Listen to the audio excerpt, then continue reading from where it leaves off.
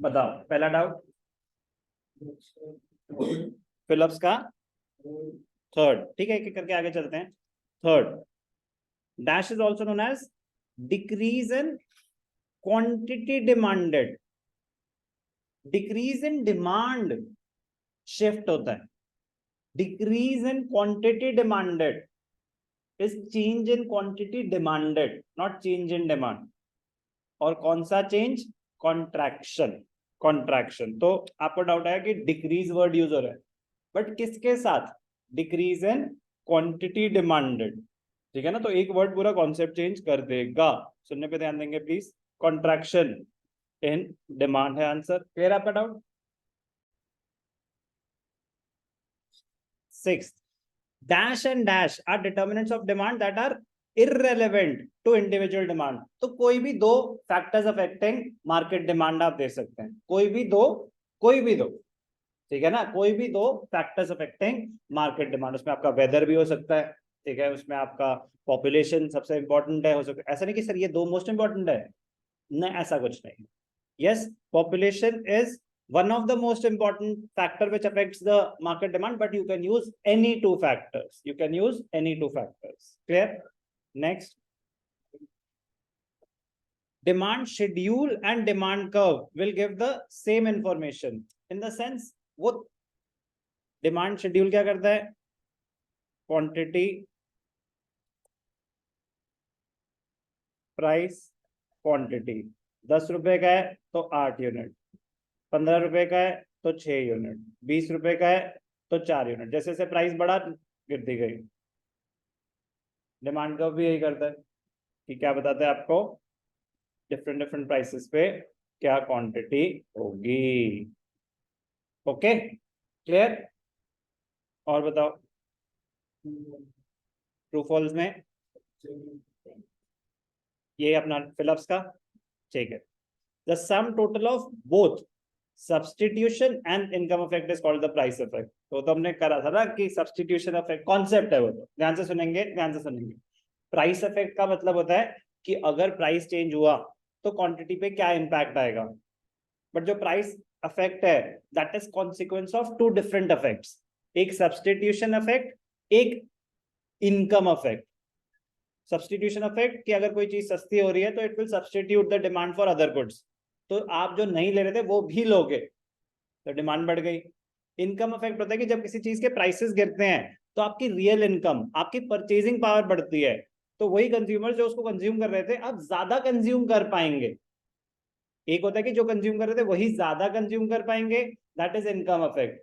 एक होता है कि जो कंज्यूम ही नहीं कर रहे थे अब कंज्यूम करेंगे, सब्स्टिट्यूशन इफेक्ट। तो दोनों का जो सम होता है that is called price effect. Important है। क्लियर? और बोलो true false. Second, demand curve for automobiles shift towards the right due to opening up of new automobile dealer in the town। new automobile dealer मतलब इसमें क्या हो रहा है कि आपका dealer will affect the demand और the मतलब आपको ये देखना है कि is it a factor affecting demand और सप्लाई। एक डीलर आ गया नया, प्रोड्यूसर बढ़ गया। डीलर मतलब क्या हो गया आपके लिए? सप्लायर। समझते हो ना डीलर का मतलब? तो opening up of new automobile dealer, तो सप्लाई बढ़ गई या डिमांड बढ़ गई?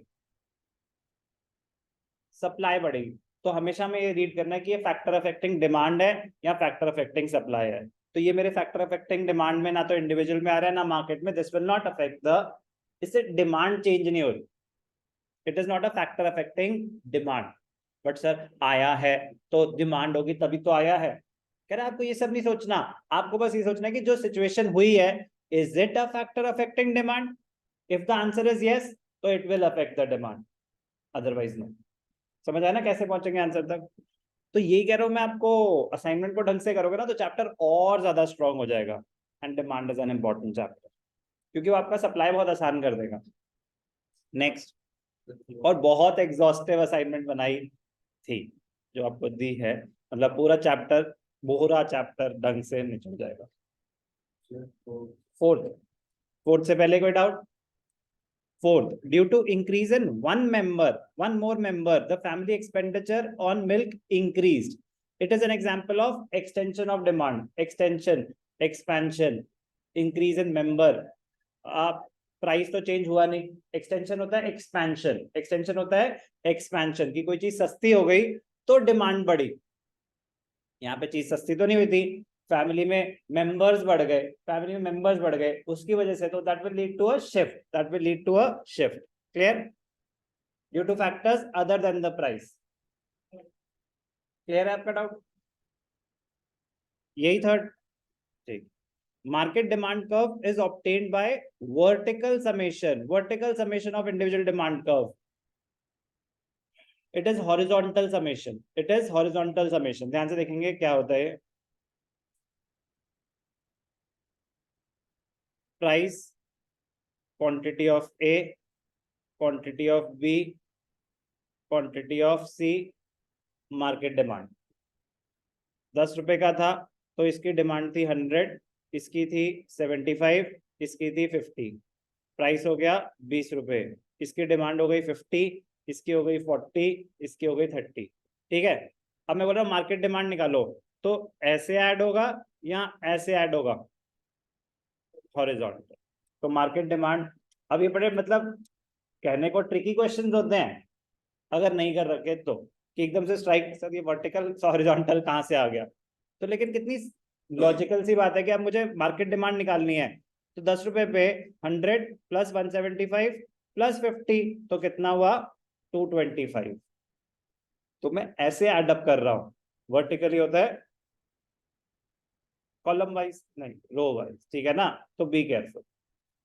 मतलब ये अपने आप में इजी क्वेश्चन, मतलब जिसको आता है उसके लिए फ्री के मार्क्स, जिसको नहीं आता वो मतलब वो तुक्का ही मारेगा, उसको तो समझ ही नहीं आएगा ना कि पूछ क्या रहे। क्लियर है आपका डाउट? ठीक है। नेक्स्ट 13 से पहले कोई डाउट? 13 से पहले कोई doubt?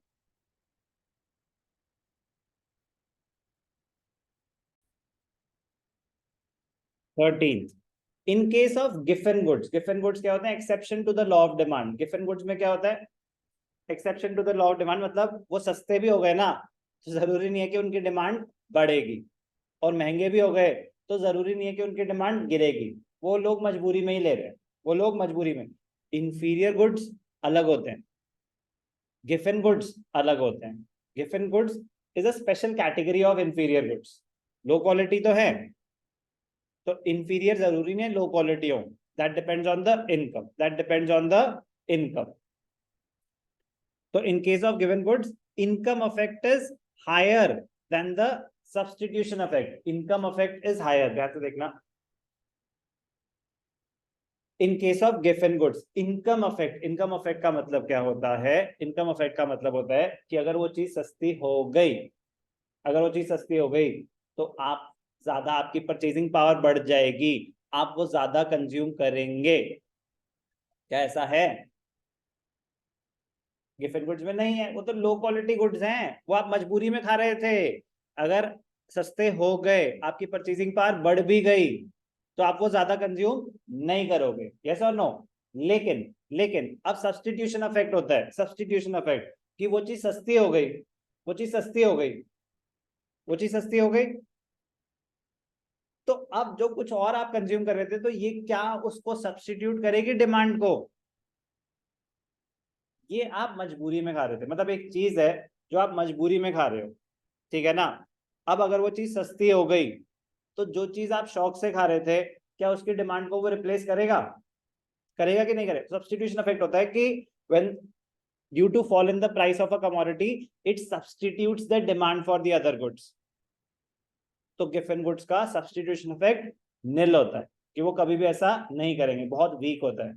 As compare to that अगर आपकी परचेजिंग पावर बढ़ गई, तो थोड़ा सा शायद हो सकता है कि थोड़ा सा, वो किसी और को सब्स्टिट्यूट नहीं करेगा, बट हो सकता है कि थोड़ा सा आप ज्यादा खा लो, बट जरूरी नहीं है। लेकिन जो स्ट्रेंथ है, मतलब एक्चुअली ना कॉन्सेप्ट है सब्स्टिट्यूशन इफेक्ट, इनकम इफेक्ट, तो उनकी एक स्ट्रेंथ होती है कि वो कितना इन्फ्लुएंस कर पाएंगे आपकी डिमांड को। Giffen goods is an exception to the law of demand. तो उसमें सब्स्टिट्यूशन इफेक्ट नहीं अप्लाई होता। तो उसके जो मतलब ये थोड़ा सा मतलब नेक्स्ट लेवल क्वेश्चन आता है, जो डिग्री है, पार है, वो बहुत लो होती है as compare to income effect. तो इस वजह से, ठीक है ना। In case of given goods, income effect is higher, implying law of demand fails. Law of demand fails कि वो substitution effect इसका close to zero है, close to zero है कि वो दूसरे goods की demand को influence करेगा। नहीं, ये जो खा रहा था मजबूरी में ही खा रहा था। Law of demand does not apply on it. Law of demand does not apply on it. Question 13.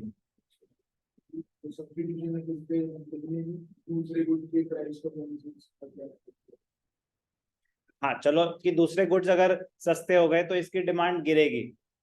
दूसरे गुड्स क्या हैं, ठीक है ना, सस्ते हो गए। ये थे, आप 10 रुपए की चावल खा रहे थे, दूसरे 20 रुपए वाले थे, वो 15 के हो गए। कह रहे मैं तो फिर भी अफोर्ड नहीं कर पाऊंगा। तो जरूरी नहीं है कि वो इस चीज को सब्सटीट्यूट कर दे। मैं तो सबसे घटिया क्वालिटी की चीज खा रहा हूं क्योंकि मैं अफोर्ड नहीं कर सकता उससे बेटर, उस प्रॉब्लम में खा रहा हूं मैं, तो उसका प्राइस तो कोई बीट ही नहीं कर पाएगा, इसीलिए सब्सटीट्यूट नहीं कर सकता उसकी डिमांड कोई और, ठीक है ना। और बोलो। If disposable income of the people rises, disposable income at your disposal which you can spend, income basically income, आपके लिए income, आपके their demand curve for better may not, butter is a normal good, may not obey the law, butter is a normal good, तो it is not a given good, butter normal good है, वो obey करेगा। False, rise in disposable income will lead to a shift, it does not mean that law of demand fails, the law of demand continues। मतलब वो कह रहा है कि factor affecting demand मतलब अदर देन द प्राइस है। आपकी income बढ़ी तो डिमांड फॉर बटर बढ़ेगी या कम होगी? नॉर्मल सिनेरियो में बढ़ेगी, बढ़ेगी, बढ़ेगी ना। तो कह रहे हैं लेकिन लॉ ऑफ डिमांड तो कहते हैं कि जब कोई चीज सस्ती होती है तब उसकी डिमांड बढ़ती है। उस पॉइंट ऑफ व्यू से क्वेश्चन पूछा जा रहा है कि जब कोई चीज सस्ती होती है तो डिमांड बढ़ती है। तो लॉ ऑफ डिमांड फेल हो गया कि इन प्राइस तो गिरा नहीं था, तो डिमांड कैसे बढ़ गई? There are factors other than the price as well, there are factors other than the price as well. If disposable income rises their demand for butter does not obey the law. कह रहा ऐसा कुछ नहीं है, कोई violation नहीं हो रही है, कोई वायलेशन नहीं हो रही है। तो कुछ ट्रिकी क्वेश्चंस होते हैं जो करके पता चलता है कि पूछ क्या रहे हैं। समझ आ रही है बात? वेराइटी मतलब क्वेश्चन नॉर्मल है, लेकिन मैं कह रहा हूँ कि ये नहीं समझ आता कि किस सेंस में पूछना क्या चाहते हैं। तो there is no violation, there is no violation. Okay,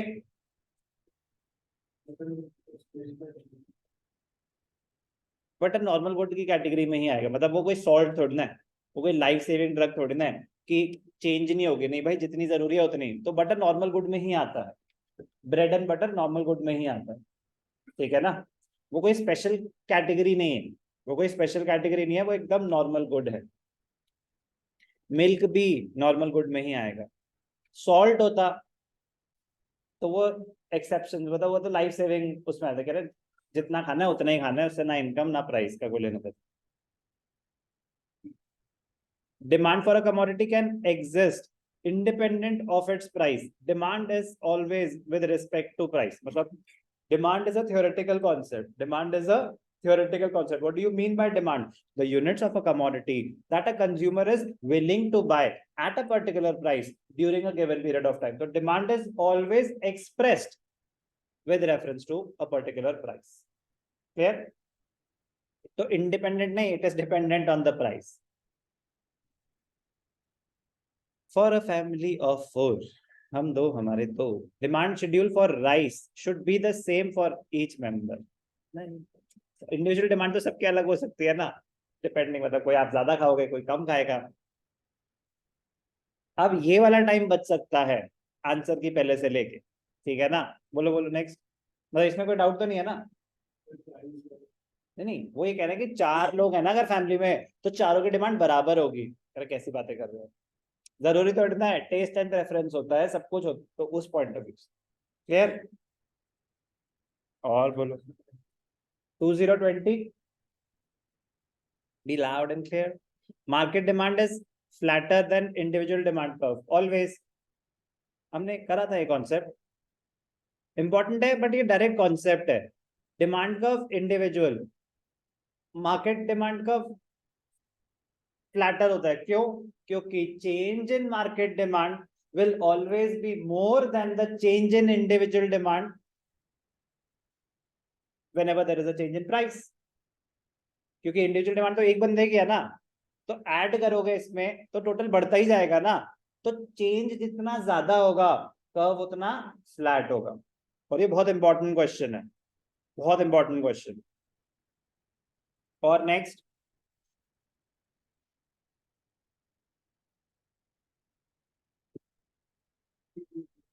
ठीक है, तो हमारे फिलिप्स और true false done. True false में पेज नंबर,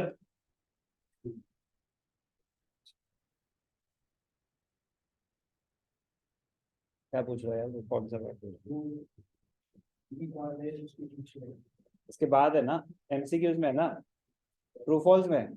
अच्छा चलो, ट्रू फॉल्स में कोई और डाउट? ठीक है, मैं ब्रेक करना चाहता हूँ रिकॉर्डिंग को, इसलिए